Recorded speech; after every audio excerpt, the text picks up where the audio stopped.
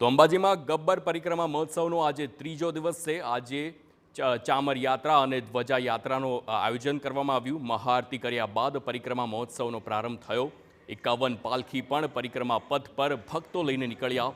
અંબાજી અને ગબ્બર ખાતે મોટી સંખ્યામાં ભક્તો પરિક્રમામાં ઉમટ્યા।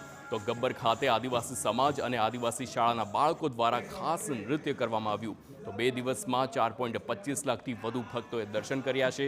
ગુજરાતભર અને બહારથી પણ મોટી સંખ્યામાં ભક્તોનો ધસારો જોવા મળ્યો। તો ભક્તો માટે વિનામૂલ્યે એસટી સેવા અને વિનામૂલ્યે ભોજનની વ્યવસ્થા પણ કરવામાં આવી છે। તો બસ સ્ટેશનથી ગબ્બર નિઃશુલ્ક રિક્ષા સેવા પણ શરૂ કરવામાં આવી। તો પગપાળા આવતા યાત્રિકોને મોટી રાહત આપવામાં આવી છે। અંબાજીમાં ભક્તોની ભારે ભીડ જોવા મળી છે।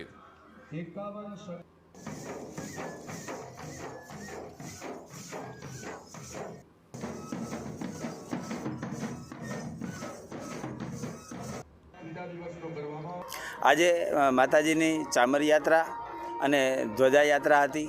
ખાસ કરીને ચામર જે છે એ માતાજીના આરતી સમયે એમને ઢોળવામાં આવતું હોય છે।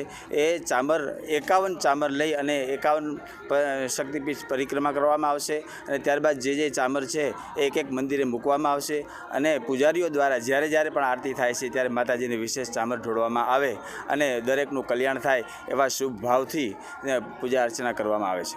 आज का दिन ब्रह्मा कुमारी को विशेष रूप से दिया गया है और आज ध्वजा चढ़ाने का कार्यक्रम ब्रह्मा कुमारी का है, तो उस निमित्त हम आज यहाँ आए हैं। 51 शक्तिपीठ माना परमात्मा की सर्वशक्ति विश्व पर जो प्रसरित हुई उसकी यादगार है।